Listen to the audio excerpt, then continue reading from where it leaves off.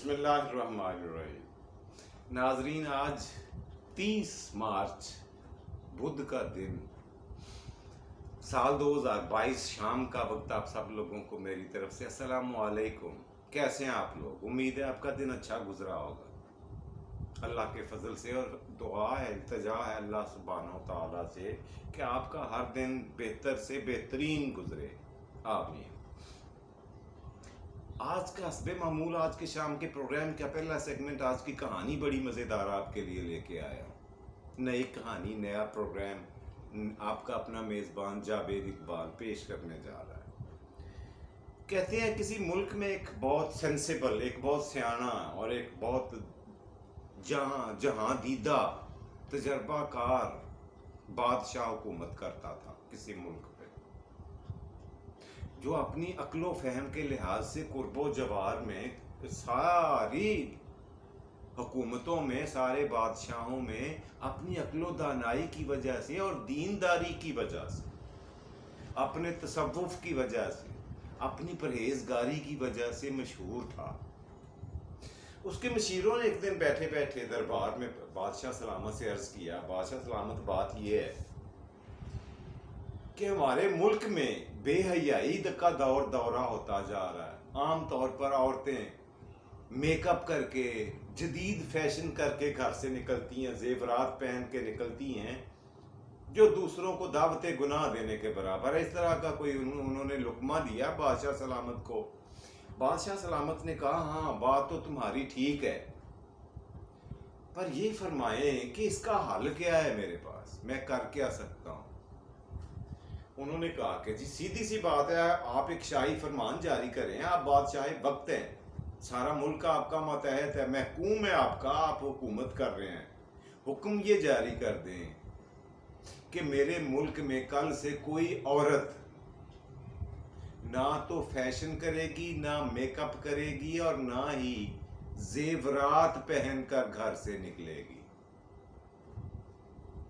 बादशाह सलामत ने कहा, ठीक है, अगर मेरा ऐसा करने से मुल्क से आप बकौल आप लोगों के बेहयाई में खात्मा हो सकता है या कमी आ सकती है, तो मुझे कोई इतराज नहीं है। उन्होंने शाही फरमान जारी कर दिया। पूरे मुल्क में गली गली, मोहल्ले मोहल्ले, शहर शहर, गांव गांव, नगर नगर, करिया करिया जाकर प्यादों ने, मनादी करने वालों ने ढोल बजाकर ऐलान किया कि बादशाह सलामत का ये हुक्म है कि कोई औरत घर से निकलते हुए फैशन करके नहीं निकलेगी, मेकअप करके नहीं निकलेगी, जेवर पहन के, बनाव सिंगार करके बाहर नहीं जाएगी। ये पाबंदी है।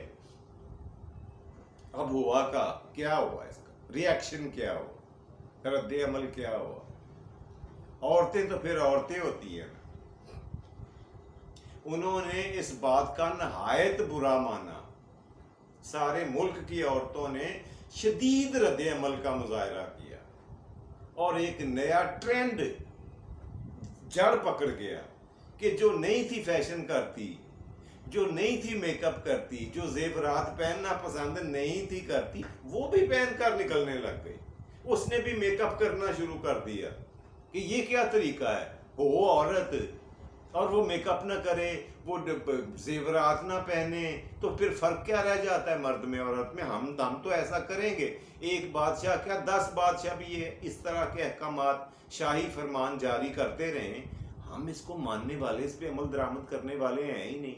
हम अपनी मर्जी करेंगे, क्योंकि औरतों का ये अजली हक है। ये सोच एक जड़ पकड़ गई पूरे मुल्क में कि औरतों के दायमी और बुनियादी हक को गजब करने की कोशिश की जा रही, छीनने की कोशिश की जा रही। लिहाजा ये फरमान बादशाह सलामत का काबिल अमल नहीं है। हम इस पे ना तो खुद अमल करेंगे और ना दूसरियों को अमल करने का कहेंगे, बल्कि जो नहीं थी करती वो चिढ़कर उन्होंने भी मेकअप करना शुरू कर दिया। और ये फैशन, ये तरीक़ाकार पूरे मुल्क में जहां पे नहीं था वहां पे भी राइज हो गया। लो जी, बादशाह सलामत तक जब ये रिपोर्ट पहुंची अमल दरामद की कि आपके हुक्म पर ये अमल दरामद हुआ, तो बादशाह सलामत बड़े परेशान हुए। انہوں نے کہا کہ یہ کیسے ہو سکتا ہے کہ میں نے جو کچھ کہا ہے نتیجہ اس کے بالکل برعکس ہو رہا ہے، اس کا رزلٹ 0 آ رہا ہے، بلکہ نیگیٹو میں، منفی میں جا رہا ہے۔ اس نے اپنے سارے وزیروں مشیروں کو، درباریوں کو اپنے محل میں، اپنے دربار میں جمع ہونے کا حکم دیا۔ سارے لوگ آئے اور ان کے سامنے اپنی بپتا، اپنا مسئلہ، اپنی مصیبت رکھی، اپنی مشکل بیان کری کہ میری یہ مشکل مجھے درپیش ہے، مجھے کیا کرنا چاہیے۔ ایک وزیر نے اٹھ کے کھڑے ہو کے کہا سرکار بات یہ ہے کہ آپ بادشاہ سلامت ہیں، لوگ آپ کی شرافت سے ناجائز فائدہ اٹھا رہے ہیں، آپ کو چاہیے کہ جو اس پہ آپ کے حکم پہ عمل نہ کرتا ہوا پکڑا جائے اس کو سخت سے سخت سزا دی جائے، گردن اڑا دیں۔ جو آپ کا حکم نہ مانے، دیکھتا ہوں کون نہیں کرتا اس پہ عمل درآمد۔ بادشاہ سلامت نے کہا کہ نہیں، مجھے آپ کی تجویز پسند نہیں آئی۔ وزیر نمبر 2 کی باری آئی، دوسرے نمبر پہ بیٹھا ہوا وزیر تجربہ کار اور سیانہ تھا۔ اس نے کہا بادشاہ سلامت بات یہ ہے کہ آپ نے ایک غیر فطری سا حکم نامہ اپنے ملک میں جاری کر دیا ہے، میں پہلے بھی اس کی فیور میں نہیں تھا، یہ آپ نے فضول سی حرکت کی جو اب آپ کا انا کا مسئلہ بن گیا، اب آپ کی عزت اور بے عزتی کا مسئلہ بن گیا، اور اس کے ذمہ دار کوئی اور نہیں ہے، آپ خود ہیں۔ اس طرح کا فرمان جاری کر کے آپ نے اپنا مذاق اڑوا لی، یہ ملک میں بھی اور دائیں بائیں ملکوں والے بھی یہ سوچ رہے ہیں کہ اس بادشاہ کے کہے کہ اس کے حکم کی ویلیو وقت کیا ہے، یہ تو دھیلے کا، اس کا روب دبدبا نہیں ہے، اس کی تو فرما برداری کرنے والا پورے ملک میں کوئی نہیں ہے، یہ جگ ہسائی کا باعث بن رہا ہے۔ کام یہ کریں کہ اپنا یہ حکم نامہ فوری طور پر واپس لے لیں، یہی بہتر ہے۔ اب انا تو ہر بندے میں ہوتی ہے، بادشاہ میں بھی تھی۔ اس نے کہا بات یہ ہے کہ ایسے کیسے ہو سکتا ہے کہ میرا دادا بادشاہ، میرا باپ بادشاہ، میں بادشاہ، ساری عمر میری تخت نشینی میں بادشاہت کرتے گزری ہے، اور اپنا ہی جاری کیا ہوا حکم رول بیک کر لوں، کال آف کر لوں، واپس لے لوں، ایسے کیسے ہو سکتا ہے؟ یہ تو میری انا کی تضحیک ہے، سیدھا سیدھا میری ایگو کو ہرٹ کرنے والی بات ہے، یہ بھی ممکن نہیں ہے، میں ایسا نہیں کر سکتا۔ اب بادشاہ سلامت نے دوسرے وزیروں کی طرف دیکھنا شروع کیا، لیکن کسی کی سمجھ میں کوئی کچھ نہیں آ رہا تھا۔ ایک دوسرے کے کان میں سرگوشیاں کر رہے تھے، لیکن کوئی اس مسئلے کا حل نکالنے سے قاصر رہا، کوئی بھی بتا نہیں پا رہا تھا کہ بادشاہ سلامت کو جو 2 تجاویز دی گئی ہیں انہوں نے دونوں رد کر دی ہیں، اب اور تیسری کیا ہو سکتی ہے؟ بادشاہ سلامت نے کہا کہ میرے دربار میں ایک حکیم صاحب ہیں، وہ بہت ضعیف اور بزرگ، آپ سارے لوگ اٹھ کر تشریف لے جائیں اور ان کو میرے پاس بھیجیں۔ وہ صاحب حکمت تو کرتے ہی تھے، ظاہر ہے وہ کوالیفائڈ حکیم تھے، مانے ہوئے حکیم اور طبیب تھے، تو ہی انہیں شاہی دربار میں نوکری ملی ہوئی تھی، لیکن بادشاہ سلامت بعض اوقات ان کی باتیں سن کر بہت متاثر ہوتے تھے۔ بادشاہ سلامت نے بلوا بھیجا جی ان کو، حکیم صاحب آ گئے، ان کو بیٹھنے کا کہا، بادشاہ سلامت نے بیٹھے، ان کو پانی چائے کا خاطر تواضع کی گئی شاہی خزانے سے، شاہی دربار کی شان و شوکت کے مطابق، شاہی آداب کے مطابق، اور بادشاہ سلامت نے اپنی ساری بپتا حکیم صاحب کے سامنے کھول کر رکھ دی، الف سے لے کر یہ تک ان کو ساری بات سنائی، اور ان سے یہ کہا کہ اب مجھے پہلا اور آخری بندہ آپ ہو جو مجھے اس کا سلیوشن، اس مسئلے کا پراپر حل بتا سکتے ہو، اگر آپ کے پاس بھی نہیں ہے تو پھر دنیا میں کسی کے پاس اس کا حل نہیں ہے۔ حکیم صاحب سوچ میں پڑ گئے. انہوں نے کہا آپ نے میرے نحیف اور کمزور کندھوں پر بہت بڑی ذمہ داری ڈال دی ہے. میں کوشش کروں گا آپ کی توقع پر پورا اتروں. بہرحال جو آپ نے اعتماد اور جو بھروسہ میرے اوپر کیا ہے، جو مجھے عزت بخشی ہے، اس کے لیے تو میں آپ کا مشکور ہوں. لیکن مسئلہ، آپ کی مشکل واقعی گمبھیر ہے.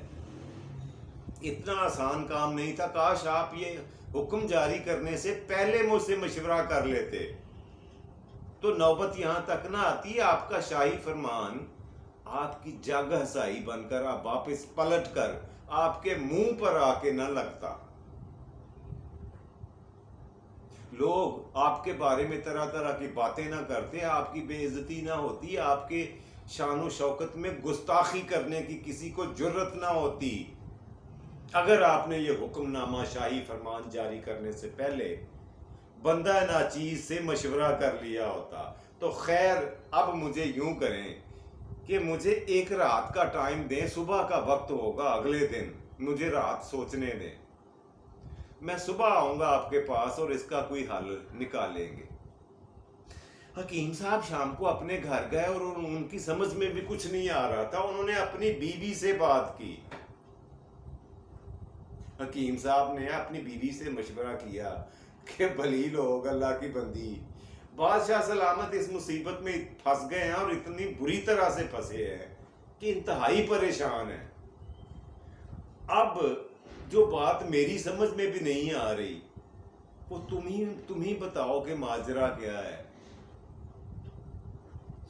اس عورت نے، وہ بھی لگتا ہے کوئی سیانی تھی حکیم صاحب کی طرح، اس نے کہا اصل میں بادشاہ سلامت کا کام یا حکم غلط نہیں تھا،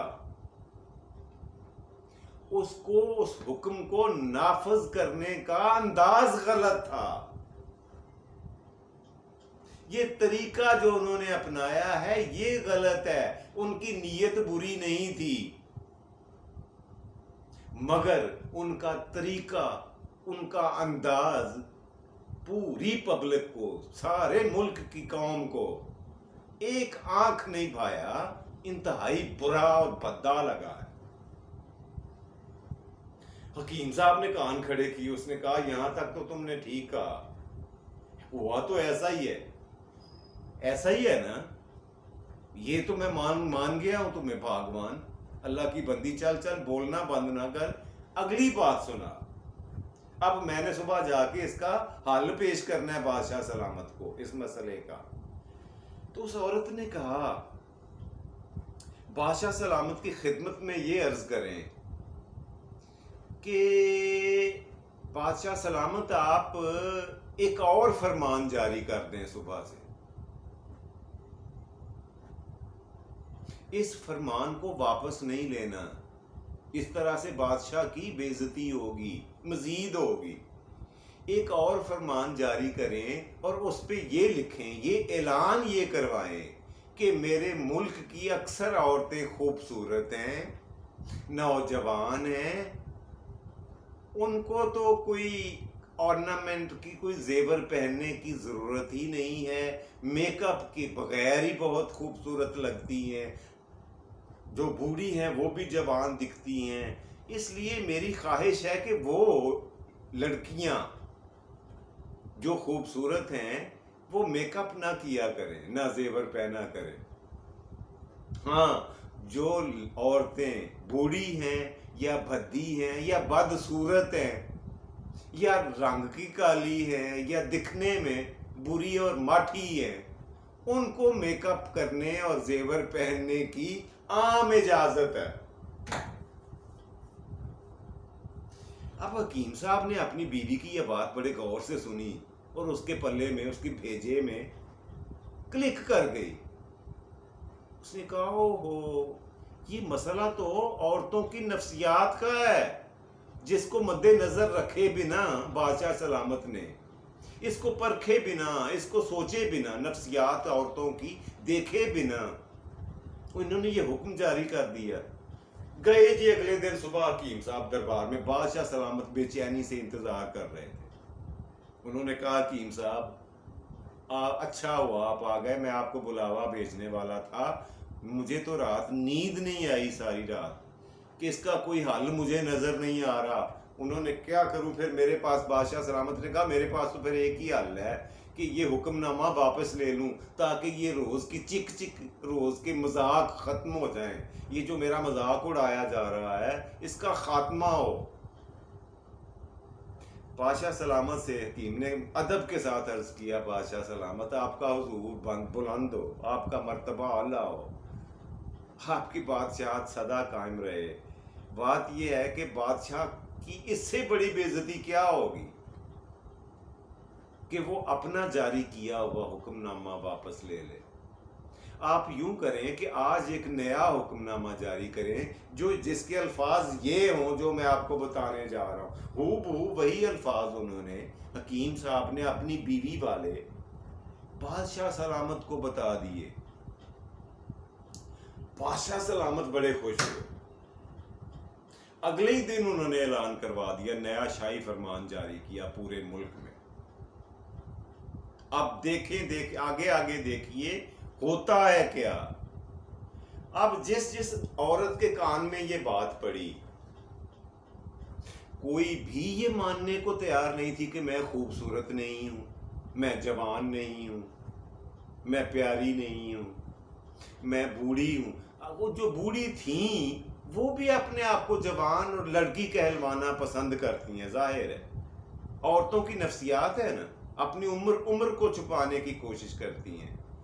انہوں نے کہا وہی اگر میں میک اپ کر کے باہر نکلی، اگر میں زیور پہن کے باہر نکلی تو اس کا مطلب یہ ہوگا کہ میں خوبصورت نہیں ہوں، اس کا یہ مطلب ہوگا کہ میں بوڑھی ہوں، اس کا یہ مطلب ہوگا کہ میں بھدی اور بے سری بے تکی اور بدصورت ہوں، ایمی ہوں، فضول ہوں۔ جو عورتیں ریگولرلی میک اپ کرتی تھیں انہوں نے بھی میک اپ کرنا چھوڑ دیا،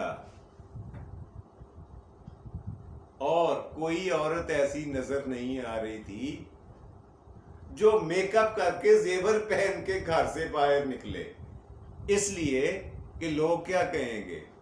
اس کا مطلب ہے یہ عورت جس نے میک اپ کیا ہے یہ خوبصورت نہیں ہے، یہ جوان نہیں ہے۔ اب دو تین چار باتیں ایسی ہیں جو اس کہانی سے ہمیں ملتی ہے، جو میں نے آپ کی خدمت میں پیش کی۔ ہمیں سبق حاصل کرنے کے لیے اس پہ اگر غور کریں پوری کہانی پہ تو تین چار چیزیں ہمارے ذہن کو کلک کرتی ہیں، آ کے ٹکراتی ہیں بھیجے سے۔ نمبر 1 یہ کہ جب کسی کو کوئی نصیحت کرنی ہو تو آپ کے کہنے کا لہجے کا، آپ کے گفتگو کا انداز بڑا کاؤنٹ کرتا ہے۔ آپ کی کہی ہوئی، آپ کا طریقہ، آپ کا گفتگو کرنے کا انداز اگلے کو انسٹیگیٹ کر سکتا ہے۔ یہ جو نصیحت ہوتی ہے نا، یہ سیدھا جا کے اگلے کی ایگو کو ہرٹ کرتی ہے۔ انا تو ہر بندے میں ہوتی ہے، کس میں نہیں ہوتی، لیکن اپنی برائی سننے کو تیار کوئی نہیں ہوتا۔ اگر کسی کی برائی کرنی بھی ہو نا تو اس انداز سے کریں کہ اس کی پہلے خوبیاں گنوائیں، اس کو یہ بولیں کہ آپ میں یہ بھی خوبی ہے، وہ بھی خوبی ہے، پہلے اس کو خوش کریں، نفسیاتی طور پر، ذہنی طور پر اسے تیار کریں کہ اپنی خامی سن لے اور بخوشی اس کو ریموو کرنے کی بھی سوچ لے۔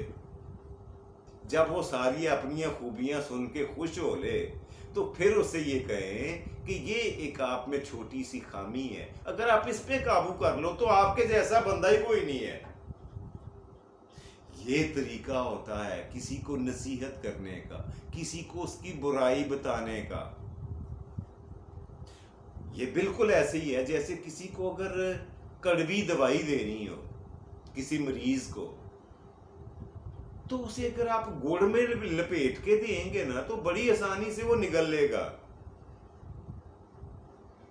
لیکن اگر گڑ میں نہیں لپیٹیں گے، گڑ کا کور نہیں لگائیں گے اس کے اوپر، تو وہ اس کے گلے کسی اندر نیچے جانے کی بجائے واپس باہر آ جائے گی، وہ اسے نگلنے کی بجائے اگل دے گا، اسے ڈائجسٹ نہیں ہو سکتی، اس کو وہ ہضم ہو ہی نہیں سکتی، اس لیے کہ اس میں کڑواہٹ اتنی ہے۔ اس کڑواہٹ کو چھپانے کا فن اس کو آنا چاہیے جو وہ دوائی کھلانا چاہتا ہے، اس کو پتا ہونا چاہیے کہ اس مسئلے کا کیا حل ہے، اس مصیبت کا۔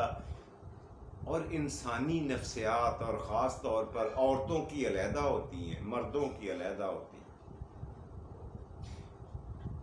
آپ کا لہجہ، آپ کا انداز گفتگو، بری سے بری بات کو، غسیلی سے غسیلی بات کو اتنے بہتر انداز میں پیش کر سکتا ہے کہ سننے والا بجائے غصہ کرنے کے خوش ہوتا ہے۔ اور آپ ہی کا انداز، بات کرنے کا لہجہ، آپ کا گفتگو کرنے کا طریقہ اور سلیقہ کسی کو اچھی بات بھی بتائے نا تو اسے بری لگ جائے گی، اس لیے کہ آپ کا طریقہ صحیح نہیں ہے بات کرنے کا۔ تو خدا را ہمیں، آپ کو، مجھے، ہم سب کو اللہ توفیق دے کہ ہم اپنی گفتگو میں شائستگی لے کے آئیں، ہم ایک دوسرے سے بات کرنے کے لیے ایک مناسب لہجہ سیکھیں، وہ لہجہ اختیار کریں جو کسی کو برا اور ناگوار نہ لگے، جو کسی کی صحت پہ، کسی کی طبیعت پہ ناگوار نہ گزرے۔ گفتگو کرنے کا انداز بڑا وزن رکھتا ہے، یہ انداز ہی تو ہوتا ہے جو بات کے معنی تک بدل دیتا ہے۔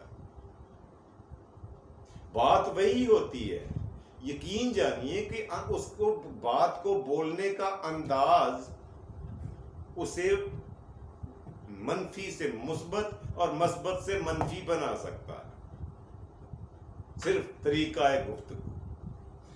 میری آج کی بات کو غور کیجیے گا، اسے میں ختم کرنے کی کوشش اس لیے کر رہا ہوں، اس پہ مزید بات ہو سکتی ہے، ٹاپک بڑا وسیع ہے، لیکن بات کریں گے تو بات دور تلک جائے گی اور پروگرام لمبا ہو جائے گا، ویڈیو سے آپ تنگ آ جاتے ہیں۔ تو پھر میں کوشش کرتا ہوں کہ اسے شارٹ سے شارٹ، کم سے کم کر کے، کٹ کر کے، چھوٹا کر کے، مختصر کر کے آپ کی خدمت میں پیش کروں۔ تو یوں ہم آج کی اپنی کہانی کا کرتے ہیں دی اینڈ، اور اگلے سیگمنٹ کی طرف بڑھتے ہیں۔ آج کا سوال، پچھلے سوال میں نے آپ سے یہ پوچھا تھا کہ اللہ کے کس نبی کا لقب نجی اللہ ہے؟ جی، تو ان کا نام ہے حضرت نوح علیہ السلام، ان کا لقب ہے نجی اللہ۔ جی، تو آج کا سوال نوٹ فرما لیں، جس کا جواب آپ نے مجھے کل تک بتانا ہے۔ قرآن پاک، قرآن مجید فرقان حمید کی جو ہمارے پاس بک ہے، کتاب ہے، ایک خاص زمانے تک، کئی سالوں تک، بلکہ یوں کہیں کہ صدیوں تک اس کے اوپر اعراب نہیں تھے، زیر زبر، مد شد جزم، یہ کچھ نہیں تھا۔ اب عربی لوگ تو اسے آسانی سے پڑھ لیتے تھے، کیونکہ ان کی مدر ٹنگ تھی، مدر لینگویج تھی، مادری زبان تھی، لیکن ہمارے جیسے عجمی لوگ جو تھے، ان کو پڑھنے میں، سمجھنے میں اور سمجھانے میں، پڑھانے میں بڑی دقت ہوتی تھی۔ تو اس مسئلے کو مد نظر رکھتے ہوئے اللہ کے ایک بندے نے اس پر اعراب لگائے، قرآن پاک پر زیر زبر، مد شد جزم اس پر لگائی تاکہ لوگ آسانی سے پڑھ لیں۔ اس شخصیت کا نام آپ نے بتانا ہے کہ یہ اللہ تبارک و تعالیٰ نے یہ اپنا یہ محبوب کام کس شخصیت کو یہ توفیق دی کہ وہ یہ کام کرے، اور اس نے کیا، اس کا نام آپ نے بتانا ہے۔ آج کے پروگرام کا تیسرا مزیدار اور آخری سیگمنٹ، آج کا شعر، آج کا شعر جو میں آپ کی خدمت میں پیش کرنے جا رہا ہوں وہ بڑا مزیدار ہے، آپ سن کے خوش ہوں گے۔ آج کا شعر کچھ اس طرح سے ہے: تمہارے بعد خدا جانے کیا ہوا دل کو، تمہارے بعد خدا جانے کیا ہوا دل کو، کسی سے ربط بڑھانے کا حوصلہ نہ ہوا۔ اپنا اور اپنے پیاروں کا ڈھیر سارا خیال رکھیے گا۔ اللہ سبحانہ و تعالی آپ کو آسانیاں عطا فرمائے اور آسانیاں تقسیم کرنے کی توفیق دے۔ مجھے اپنی دعاؤں میں یاد رکھیے گا۔ اپنے میزبان جاوید اقبال کو دیجیے اجازت۔ گڈ نائٹ، شب بخیر، خدا حافظ، پاکستان زندہ باد۔